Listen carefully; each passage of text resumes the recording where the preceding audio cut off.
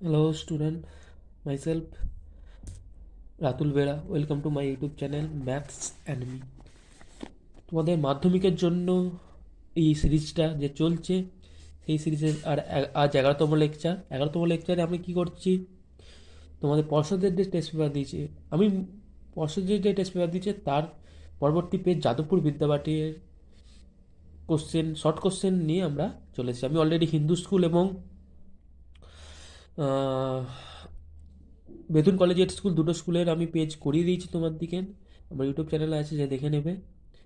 ঠিক আছে, এবার তোমাদের যেটা আমি করাবো সেইটা হলো যাদবপুর বিদ্যাপীঠের যে 16 নম্বর এমসিকিউ আছে, মানে 16 নম্বর শর্ট কোশ্চেন আছে, যেখানে ছেলেপুলেরা পাস করে যাবে, মানে ওইটুকুন পাঠ করলেই ছেলেপুলেরা ভালোভাবে পাস করবে। কারণ ওইটুকুন পাঠতে তোমরা যদি মোটামুটি 10 নম্বর তুলতে পারো, এবং তোমাদের উপাদ্য আছে, সম্পাদ্য আছে, সেখান থেকে আরও 10 নম্বর, তাহলে তোমরা দেবে 20, মানে তোমরা পাস হয়ে যাবে। ঠিক আছে, অতএব ভালোভাবে শর্ট কোশ্চেনগুলো করতে হবে। আর আমার মনে হয় পর্ষদের টেস্ট পেপারটা ভালোভাবে করা উচিত, কারণ এটা বোর্ড দিয়ে যেহেতু দিচ্ছে, কোশ্চেনের ধরন এই টাইপেরই হবে। ওকে, আমরা প্রথম কোশ্চেনটা আসি। বলছে একটি গ্রামের বর্তমান জনসংখ্যা পি এবং প্রতি বছর জনসংখ্যা বৃদ্ধির হার 4R হলে 4n বছর পরে জনসংখ্যা কত হবে? তাহলে এখানে কিসের সূত্র লাগবে? এখানে লাগবে সমহার বৃদ্ধির ফর্মুলা। আর সমহার বৃদ্ধির ফর্মুলা কি ছিল? এক্স ইন্টু, মানে যদি x into 1 + r/100 whole to the power n, এনটা কি? এত বছর, এটা টাইম, সময়, এইটা হলো এন বছর আগে যে জনসংখ্যা ভাগ যেটা ছিল, আর এইটা কি হচ্ছে? বৃদ্ধির হার। তাহলে এইখানে বর্তমান জনসংখ্যা কত বলেছে? বলেছে এখানে বর্তমান জনসংখ্যাটা বলেছে যে পি, জনসংখ্যা বৃদ্ধির হার কত? 4R, আর সময়টা কত বলেছে? 4n। তাহলে 4n বছর পর জনসংখ্যাটা কত হবে? পি প্লাস 1, বৃদ্ধির হার কত? 4R, 4R/100 whole to the পাওয়ার সময় 4n। এবার কাটাকুটি করলে কি হচ্ছে? 4 দিয়ে কাটলে এটা 25, that is P plus 1 + r/25 whole to the power 4n, মানে 4n বছর পর জনসংখ্যা হচ্ছে এতজন। এবার তোমাকে যদি এইখানে বলতো 4n বছর পর জনসংখ্যা কত বৃদ্ধি পেয়েছে, তখন কি হতো? এইটার দিকে তোমাদের কি হতো? 4n বছর আগে জনসংখ্যা কত ছিল পি, এটা বিয়োগ করে দিতে হতো, তোমরা কিছু করতে হবে। তো এখানে কি বলেছে? তোমার 4n বছর পর জনসংখ্যা কত হবে, তাহলে তোমাদের এই উত্তরটাই থাকবে, এত জন। So option B will be the correct. Next কোশ্চেনটাতে আসো, দেখো কি বলেছে। এটা ভেদের কোশ্চেন দিয়েছে, বলছে এক্স ভ্যারিজার ওয়াই সমান যদি 1/x, জেড ভ্যারিজার জেড মাইনাস এক্স ভ্যারিজার জেড মাইনাস এক্স ভ্যারিজার 1/y, এক্স মাইনাস ওয়াই ভ্যারিজার 1/z হয়, তবে ভেদ ধ্রুবক তিনটে সমষ্টি। তাহলে প্রত্যেকটা ক্ষেত্রে কি আমরা একটা করে ভেদ ধ্রুবক পাবো, সেই ভেদ ধ্রুবক তিনটে সমষ্টি কত হবে? সলিউশন। তাহলে প্রথমে কি দিয়েছে? ওয়াই মাইনাস জেড ভ্যারিজার 1/x। এবার ভ্যারিজার তুললে কি হবে? একটা ধ্রুবক আসবে, সেটাকে আমরা বলি ভেদ ধ্রুবক, that is Y minus Z equal to k1x, যেখানে k1টা কি হবে? অবভিয়াসলি নট ইকাল টু 0 হতে হবে, অশূন্য ভেদ ধ্রুবক হতে হবে। ঠিক আছে, এবার কারোরই গোল, তাহলে তাহলে এখান থেকে k1 এর ভ্যালুটা তোমাদের তোমাকে তো কি করতে হবে? k1, এটা থেকে k2 বেরোবে, এখান থেকে k3 বেরোবে, তিনটাকে যোগ করে, তাহলে এখানে আমি k1টা যদি ক্যালকুলেট করি, তাহলে কি হবে? কোনো করলে xy minus X Z. Next কি আছে? জেড এক্স ভ্যারিজার 1 - y, তাহলে এটা কি হয়ে যাবে? জেড এক্স k2y, তাহলে এখানেও k2টাও নট ইকাল টু 0। সিমিলারলি কি হয়ে যাবে এখান থেকে? k2টা কত হয়ে যাবে? k2টা হয়ে যাবে, দেখো ওয়াই জেড, আর এটা এক্স ওয়াই। সিমিলারলি লাস্টেরটা কি আছে? এক্স ওয়াই ভ্যারিজার 1/z, করলে কত হবে? X Y equal to k3/z। So k3টা কত হয়ে যাবে এখান থেকে? X Z minus Y Z. এবার এই তিনটাকে যোগ করতে হবে, k1 plus k2 plus k3। আমি যদি k1 প্লাস k2 প্লাস k3টা করি, তাহলে k1 প্লাস k2 প্লাস k3টা আমি যখন করবো, দেখো কি হচ্ছে। যোগ করাচ্ছে যখন, প্রথমটাতে এক্স ওয়াই আছে, দ্বিতীয়টাতে কি আছে? মাইনাস এক্স ওয়াই, তাহলে X Y plus X Y কেটে যাবে, এক্স জেড এইখানে minus X Z plus X Z কেটে গেল, plus Y Z minus Y কেটে যায়, তাহলে ওভারঅল কত চলে আসছে? 0। তাহলে ভেদবুক তিনটে সমষ্টি কত হয়ে যাচ্ছে? 0। Option C will be the correct. Next question. Next question তোমাদের ত্রিকোণমিতির একটা কোশ্চেন আছে। কি বলেছে? Cos square theta minus sine square theta যদি 1 হয়, ট্যান স্কোয়ার থিটার মানটা কত হবে? দেখো এটা আমি খুব ইজিলি তোমাদের করছি, তোমাদের এখানে কস থিটা সাইন থিটার মান মনে রাখারও দরকার নেই, খুব ইজিলি হবে। কীভাবে হবে দেখো, আমরা কি জানি? Sign square theta plus cos square theta সমান 1, আর আমার তোমাদের এখানে কি দিয়েছে? Minus sine square theta plus cos square theta সমান হাফ, হ্যাঁ কি না? এবার যদি আমরা কাটাকুটি করি তাহলে এটা কেটে যাবে, তাহলে কি হচ্ছে 2 cos স্কোয়ার থিটা সমান কত হয়ে যাচ্ছে 1 + হাফ মানে 3/2। তাহলে আমাদের কস স্কোয়ার থিটাটা কত হয়ে যাচ্ছে দেখো, কস স্কোয়ার থিটাটা হয়ে যাচ্ছে 3/4। তাহলে এখান থেকে আমাদের কস থিটাটা কী হয়ে যাবে √অফ 3/4, দ্যাট ইজ √3/2। তাহলে এখান থেকে কস থিটা √3/2, কস থিটা √3/2 কখন হয়, কস কতর মান, কস 30-র মান আমরা কি জানি √3/2 হয়, হ্যাঁ কি না? কস 30-র মান কি হয় √3/2। তাহলে এখান থেকে আমরা কি বলতে হয় থিটাটা তাহলে আমাদের 30 ডিগ্রি। তাহলে আমাদের এবার কিসের মান লুজ হয়েছে ট্যান থিটা, তাহলে ট্যান অফ থিটা, তাহলে ট্যান অফ 30 ডিগ্রি তাহলে কত হবে, ট্যান অফ 30 মানে কি সাইন অফ 30/cos অফ 30, তোমরা সেটাও করতে পারো, এত কিছু করার দরকারও ছিল না, বাট আমার ডিরেক্ট ট্যান অফ 30 ভ্যালুটা বক্স করে দিতে পারি। ট্যান অফ 30 ভ্যালু কত 1/√3, 1/√3 will be the correct answer, so option A will be the correct, all others are wrong. Next question কি বলেছে, সংখ্যাগুলোর মধ্যমা চেয়েছে, ওকে, সংখ্যাগুলির মধ্যমা চেয়েছে। এবার মধ্যমা বের করা আমি সব দিকে যে পদ্ধতিটা বলেছি আমাদের যদি আগের ভিডিওগুলো দেখো, মধ্যমা বের করার সংখ্যা মধ্যমা এবং সংখ্যাগুণমান, তোমাদের রাশিবিজ্ঞানের এই দুটো টপিক থেকে শর্ট কোশ্চেন আসবেই আসবে, মানে রাশিবিজ্ঞানের থেকে যে দুটো শর্ট কোশ্চেন আছে এই দুটো টপিক থেকে নিয়ে আসবে, এবং গড় থেকে মাঝে মধ্যে আসতে পারে, বাট এই দুটো টপিক থেকে আসবেই আসবে। তাহলে সংখ্যা মধ্যমা বের করতে গেলে আমাদের কী করতে হবে, যে সংখ্যার আমাদের যে এটা দিয়ে আছে তথ্যটা দিয়ে আছে সেই তথ্যগুলো কী করতে হবে মানের ঊর্ধ্বক্রমে সাজাতে হবে। তাহলে মানের ঊর্ধ্বক্রমে সাজালে আমাদের কী হবে, প্রথমে কী হবে, প্রথমে সব দিন ছোটোকে দেখো, ছোটো 19, তারপর কে আছে 21, তারপর কে আছে 22, তারপর আছে দেখো 26, 28, 30 আর ডবল 32। এখানে কতগুলো সংখ্যা আছে 1 2 3 5টা 3 8টা 8। তাহলে এখানে এন সমান কত হচ্ছে 8, একটা যুগ্ম সংখ্যা, আর যুগ্ম সংখ্যা হলেই মধ্যমার ফর্মুলা কি n/2তম পদ প্লাস n/2 প্লাস 1তম পদ বাই 2। তাহলে n/2 কত হবে 4 নম্বর পদ, তাহলে 4 নম্বর পদ কি এখানে 26, আর 5 নম্বর পদ কি 28/2। তাহলে এটা কত করতে দেখো 27 আসছে, option D will be the correct. আশা করি সবাই বুঝতে পেরেছো। আমরা নেক্সট কোশ্চেনের দিকে যাচ্ছি। কি বলেছে, ত্রিভুজ PQR এর কোন PQR 120 ডিগ্রি ত্রিভুজটির পরিকেন্দ্রের অবস্থান কত হবে, এটা একটা ভালো কোশ্চেন। দেখো আমরা কোন ভেদে আমরা ত্রিভুজকে কয় ভাগ করতে পারি, 3 ভাগে, তোমাদের সূক্ষ্মকোণী, সমকোণী আর স্থূলকোণী।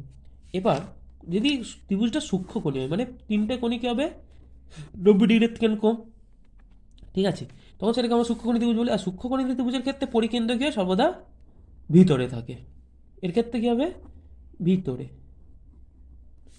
এবার যদি ত্রিভুজটা সমকোণী অর্থাৎ একটা অ্যাঙ্গেল 90 ডিগ্রি হয়ে যায়, তখনই কি হয়ে যাবে সঙ্গে সঙ্গে পরিকেন্দ্র কি হয়ে যাবে, যে তোমাদের অতিভুজ অর্থাৎ বড় বাবুটার কি হবে ওপরে, এইখানে কি হবে মধ্যবিন্দু, আমাদের কি পাবো পরিকেন্দ্রটা পাবো। আর যখনই ত্রিভুজটা একটা স্থূলকোণী হয়ে যাবে মানে একটা কোণ কি হয়ে যাবে সঙ্গে সঙ্গে 90 ডিগ্রি থেকে বেশি হয়ে যাবে, সঙ্গে সঙ্গে পরিকেন্দ্রটা কোথায় হয়ে যাবে, পরিকেন্দ্রটা হয়ে যাবে ত্রিভুজটার বাইরে। ওকে, তাহলে এইখানে কি হবে পরিকেন্দ্র 120 ডিগ্রি, 120টা কি একটা স্থূলকোণ, তা স্থূলকোণ, আর স্থূলকোণের ক্ষেত্রে কি সর্বদা বাইরে। নেক্সট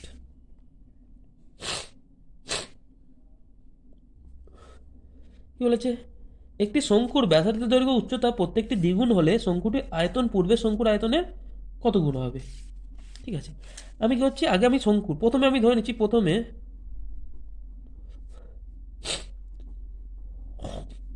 শঙ্কুর ব্যাসার্ধ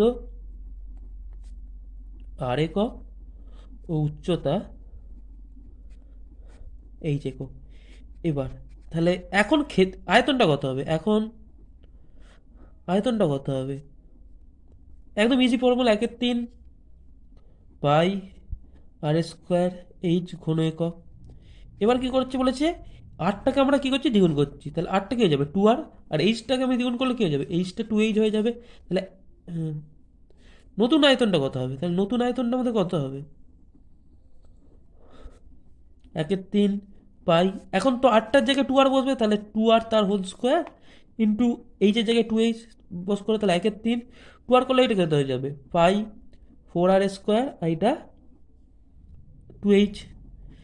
এবার তাহলে এটা কি যাবে 8 × 1/3 পাই r স্কোয়ার এইচ লিখতে পারি। দেখো আগের আয়তন ছিল এইটা, এখন সেইটা কত গুণ হয়ে গেছে 8 গুণ। সো আনসারটা কত হবে 8 গুণ। So option D will be the correct.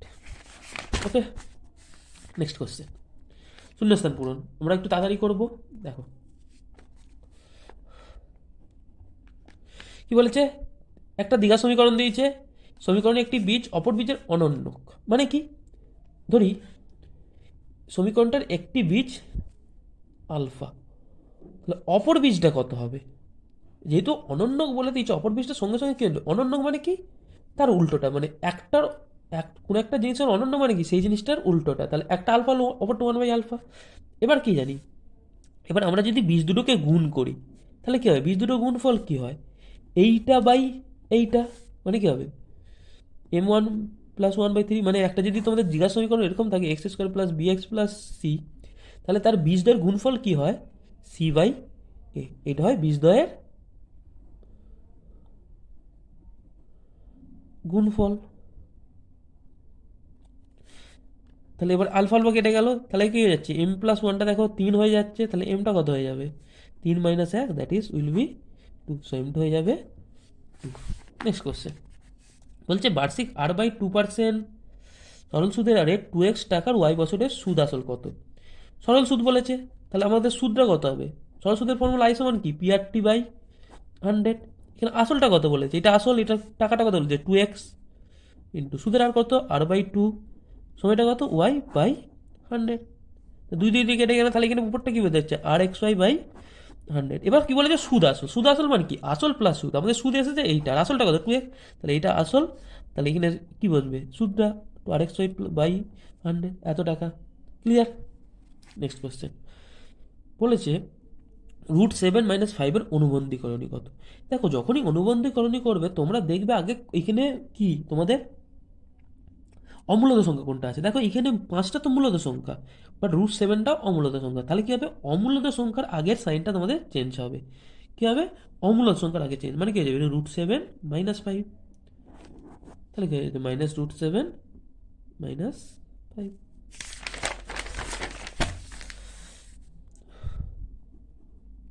Next question কি বলেছে, দুটি সদৃশ ত্রিভুজের পরিসীমা যথাক্রমে 20 সেমি ও 16 সেমি হলে প্রথম ত্রিভুজটি একটি বাহুর দৈর্ঘ্য 9 সেমি হলে দ্বিতীয় ত্রিভুজটি অনুরূপ বাহুর দৈর্ঘ্য কত হবে? দেখো দুটো ত্রিভুজ, এই একটা ত্রিভুজ আর এই একটা ত্রিভুজ পি কিউ আর। সদৃশ মানে কি, এদের অনুরূপ হচ্ছে, এর অনুরূপ বাহু এইটা, এর এইটা, এর এইটা, তাহলে কি হবে AB/PQ সমান কি হয়ে যাবে BC/QR সমান AC/PR।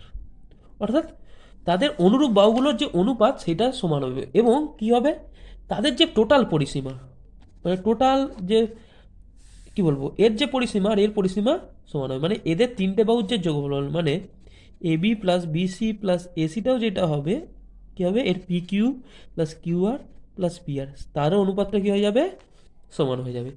তাহলে আমার এদের অনুপাতটা তাহলে কত হবে, তাহলে এখান থেকে আমরা কি বলতে পারি, একটা বাহু 9 বলে দিচ্ছে, আমি হচ্ছে এই ত্রিভুজটার এবিটাকে 9 বলে দিয়েছে, তোর ওই ত্রিভুজটার পিকিউটা চেয়েছে, তাহলে 9/PQ। তাহলে এদের এবার পরিসীমা গুলো দেবো, বড়টার পরিসীমা কত 20/16, তাহলে আমাকে পিকিউটা বের করতে হবে, তাহলে 20 PQ সমান কত 9 × 16, তাহলে পিকিউটা কত হবে 9 × 16/20, কাটাকুটি করো, 4 × 4 = 16, 4 × 5 = 20।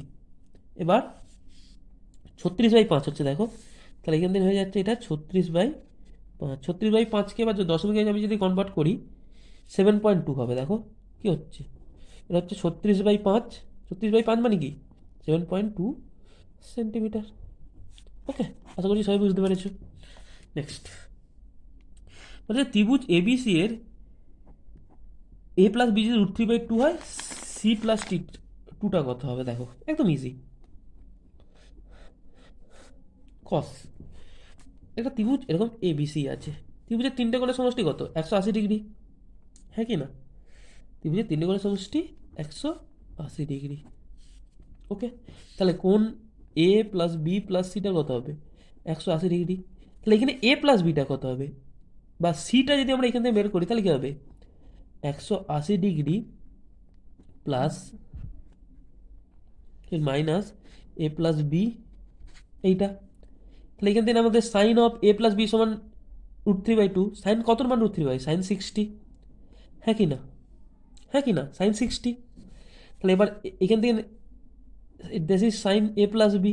তাহলে এখান থেকে এ প্লাস বিটা আমাদের কত হয়ে যাবে? এ প্লাস বিটা হয়ে যাচ্ছে দেখো 60 ডিগ্রি। তাহলে এ প্লাস বি যদি 60 হয়ে গেল, তাহলে 180 মাইনাস 60 মানে কত? 120। এবার তোমাদের কিসের মান চাইছে? Cos of c/2। এবার কস সি এর ভ্যালু কত? 120, তাহলে 120/2 মানে 60। কস 60-এর মান কত? সর্বদা কস 60-এর মান কত হয়? Half. So answer will be the half. পরে কোশ্চেন কি বলছে? একটি ঘনকের একটি তলের ক্ষেত্রফল 81 বর্গমিটার, তাহলে ঘনকটির আয়তন কত ঘনমিটার? দেখো, একটি তলের ক্ষেত্রফল বলে দিয়েছে সলিউশন। তাহলে আমাদের ঘনকের একটি তলের ক্ষেত্রফলের সূত্র কি? এ স্কোয়ার। তাহলে এ স্কোয়ার সমানই কত বলে দিয়েছে? 81, যেখানে এটা কি? ঘনকের বাহু। এটা কত হয়ে যাবে? 9। জি, একটা বাহু দেখলো 9 হয়ে গেল, তাহলে ঘনকটার আয়তন কত হবে? ফর্মুলা কি? বাহুর কিউব বাই কিউব, তাহলে দ্যাট ইজ 9 কিউব। 9 কিউব করলে কত হয়? 729 ঘন মিটার হয়ে যাবে। এটা কত হয়ে যাবে? 729। ওকে,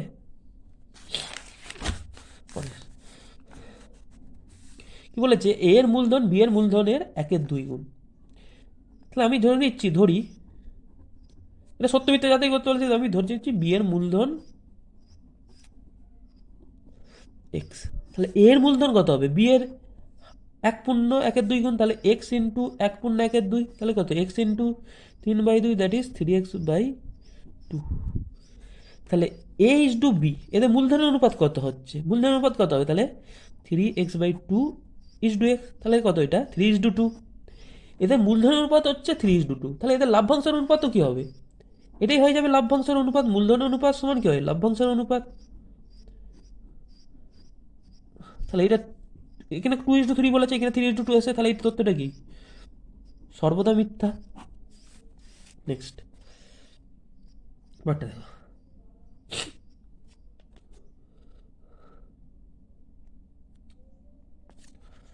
কি বলেছে?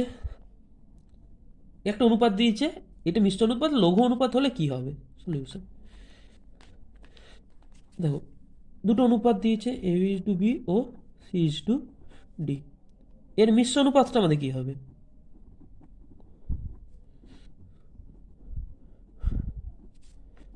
এর কি হবে? এর পূর্বপদের সঙ্গে গুণ হবে, তাহলে কি হয়ে যাবে? 3ac। আর এর উত্তরপদের সঙ্গে গুণ হবে। এবার কি বলেছে? লঘু অনুপাত।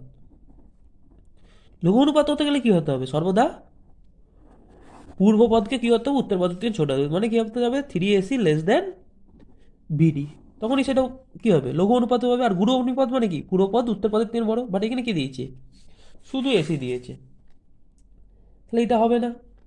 তাহলে এটাও কি হয়ে যাবে? এটাও হয়ে গেল মিথ্যা। আশা করি সবাই বুঝতে পেরেছো। নেক্সট কোশ্চেনের দিকে যাই। কি বলেছে? একটি জলপূর্ণ পাত্রের একটি অর্ধগোলাকৃতি একটি চোঙাকৃতি, তাদের ব্যাসার্ধ উচ্চতা সমান হলে চোঙাকৃতি পাচ্ছে বেশি জল আছে। দেখো কি বলেছে? ব্যাসার্ধ আর উচ্চতা সমান, তাহলে ব্যাসার্ধ সমানই কি? উচ্চতা। আমি ধরে নিচ্ছি ব্যাসার্ধ উচ্চতা সবগুলোই আর একক। তাহলে এবার জল ধরে মানে কি? তাদের আয়তনটা বের করতে হবে। তাহলে অর্ধগোলকের আয়তন কি হবে? অর্ধগোলকের আয়তন কি হচ্ছে? 2/3 পাই আর কিউব ঘন একক। আর চোঙের আয়তনটা কত হবে? Pi R square into R, that is pi R cube ঘন একক। তাহলে এর মধ্যে কোনটা বেশি? দেখো, আমি চোখের আয়তনটাকে যদি V2 ধরি, এটাকে যদি আমরা V1 ধরি, তাহলে এখানে দেখো V2 always greater than V1 হবে। কারণ এইটা দেখো পাই আর কিউব, আর এইটা পাই আর কিউবের 2/3 অংশ। ঠিক আছে, 1/3 কম এর থেকে। তাহলে কোনটা বেশি? সর্বদা ভি2টা বেশি। তাহলে কী হয়ে যাবে? চোঙে বেশি জল ধরবে, তাহলে চোঙে বেশি জল ধরবে, তাহলে এটা সত্য। নেক্সট বলছে একটি রশ্মির প্রান্ত বিন্দুগুলোকে কেন্দ্র করে রশ্মিটি ঘড়ির কাঁটার দিকে দুবার পূর্ণ আবর্তন করার জন্য 720 ডিগ্রি কোণ উৎপন্ন করে। হ্যাঁ, এই তথ্যটা মিথ্যা। যখনই বলবে ঘড়ির কাঁটার দিকে, তখনই কি হবে? অ্যাঙ্গেলের আগে কি চলে আসবে? ঘড়ির কাঁটার দিকে হলে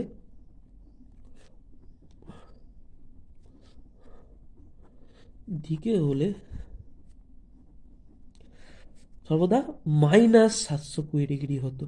মানে ঘড়ি কাঁটার দিকে হলেই সামনে সঙ্গে সঙ্গে একটা মাইনাস চলে আসবে। ঘড়ি কাঁটার দিকে মানে কি? আমরা উল্টো দিকে, ঠিক আছে। বাট আমরা কোন যেই দিকে নিচ্ছি তার উপর দিকে আমরা কোন কীভাবে আঁকি? দেখ, আমরা কোন এই দিক বরাবর ক্যালকুলেশন করি, বাট ঘড়ি কাঁটার দিক কি? এই দিক বরাবর। তাহলে এটা কি হচ্ছে? বিপরীত দিক, আর বিপরীত দিকের জন্য একটা নেগেটিভ সাইন আসবে। তো এটা হয়ে যাবে মিথ্যা, কারণ এখানে ছিল +720 ডিগ্রি, বাট আমাদের কী হতে হবে? -720 ডিগ্রি। ওকে, তাহলে এই তথ্যটা কি বলছে? একটি বৃত্তের অন্তস্থ একটি বিন্দু পি, বৃত্তের উপর অঙ্কিত কোনো স্পর্শক পি বিন্দু গমন হয়। এটা একদম সত্য, কারণ একটা বৃত্ত আছে, বৃত্তের ভিতরে একটা আমরা পি বিন্দু নিই। আর স্পর্শক কি? সর্বদা তো বৃত্তের বাইরে থাকে, বৃত্তের তো ভিতরে কোনোদিন স্পর্শক আসতে পারে না। তাহলে সবই এগুলো এরকম করে। স্পর্শক কি হয়? স্পর্শক ইকুয়াল টু বৃত্তের বাইরে। স্পর্শক মানে কি? সেটা বৃত্তের বাইরে থাকবে। তাহলে বৃত্তের ভিতরে কোনো, তাহলে ভিতরে কোনো একটা বিন্দু দিয়ে সেই স্পর্শক যেতে পারে না। তাহলে এই তথ্যটাও কি? সর্বদা সত্য। নেক্সট বলেছে যদি কোনো শ্রেণীতে n সংখ্যক সংখ্যার গড় x বার। কি বলেছে? n সংখ্যক সংখ্যার গড় x বার মানে কি?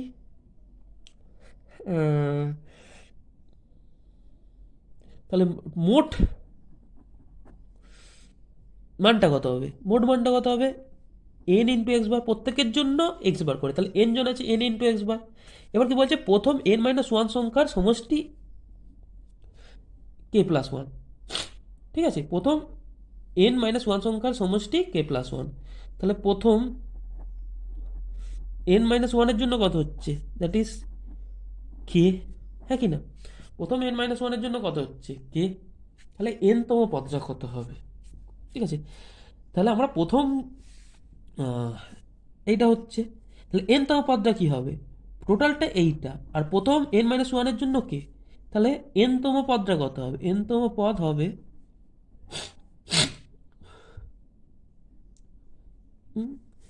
n into x bar minus K. But এখানে কি আছে? n-1 এক্স বার প্লাস কে। এটা সর্বদাই কি? এটা সর্বদা কি হয়ে যাচ্ছে? মিথ্যা হয়ে যাচ্ছে। ওকে, আশা করি সবাই বুঝতে পেরেছো। সো পরবর্তী আমরা যে ভিডিও আসবে আমার বৃহস্পতিবার, অর্থাৎ আমরা 8 তারিখে এক্সাম আছে। অতএব মঙ্গল, বুধ, বৃহস্পতিবার ভিডিও নাও আসতে পারে। পরবর্তী ভিডিও তোমাদের বৃহস্পতিবার রাত্রেও আসতে পারে বা 19 তারিখেও আসতে পারে। ওকে, সঙ্গে থাকবে, লাইক, শেয়ার এবং সাবস্ক্রাইব করে পাশে থাকবে। ধন্যবাদ। আর কোনো ডাউট থাকলে আমাকে SMS করে জানবে এবং জানাতে পারবে। এবং আমার দেখবি ইমেল আইডি দেওয়া আছে, সেই ইমেল আইডিতে একটা অঙ্কটা পাঠিয়ে দিয়ে আমাকে একবার কমেন্ট করে দিবে কোনো একটা ভিডিওতে। ওকে।